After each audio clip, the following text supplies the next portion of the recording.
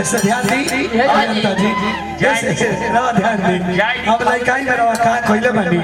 ए विजेंद्र बाबा हमरा से कहत रहले हां कि जाय दे रमा सकर अभियंता के कैसे कैसे हम प्रयास बनवली आय हां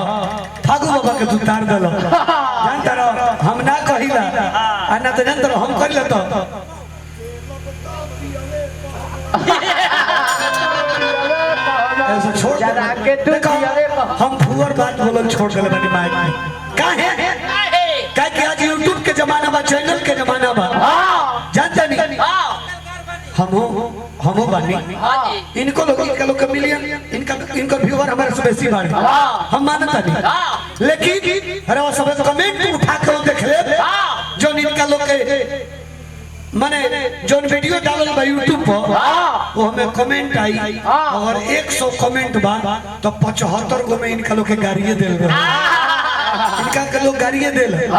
जनी लेकिन हमार भले हमार व्यूअर कम बाड़े हम नहीं की मांगत कि हमार मिलियन में व्यूअर हालांकि देख ले हमरो व्यूअर मिलियन में बाड़े अभी तक सुमिरन हमार बाजल हमारे में देखिए 3 दिन में 2.5 लाख पार कर ले रहे 3 दिन में वो पर रोक लगल गनाई रहा हां ध्यान दे लेकिन हमनी के ई केहू कह दी या मान तनी के केहू कह दी कि ना अच्छा बा चाहे खराब बा लेकिन केहू गाड़ी ना ये हमार क्वालिटी बा ये हमार विश्वास बा क्योंकि चाचा वैसन हम वीडियो हमार YouTube पर जेबे ना कर अभी ये बारे कि माइक को हटा के हमारा कुछ बोले के पड़ता तो हम बोले वाला कलाकार ना हमनी में वो क्वालिटी बा कि जब तक श्रोता रही है हम अपन गाना बजाना गा के श्रोता के हम अपन मन बहला दे ये हमारा क्वालिटी आ इनका लोग के बाद कि जब तक फुहर ना बोली लोग तब तक इनका लोग के गाना ही केहू सुनी हमने का अश्लील विरोधी है हां हां विचार करी अब तनी गिर के भाव तो दिन को रहे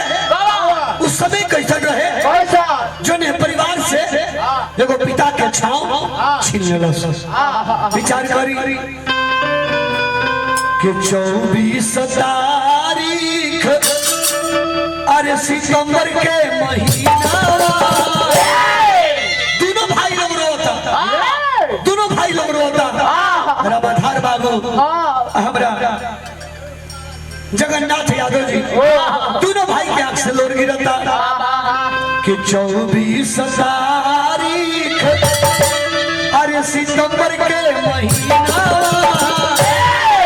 अब बाबूजी स्वर्ग गइले शुक्रवार दीना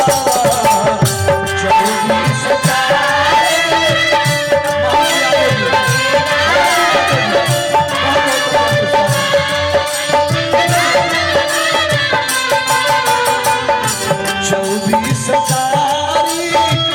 सितंबर के महीना बाबूजी स्वर्ग गइले शुक्रवार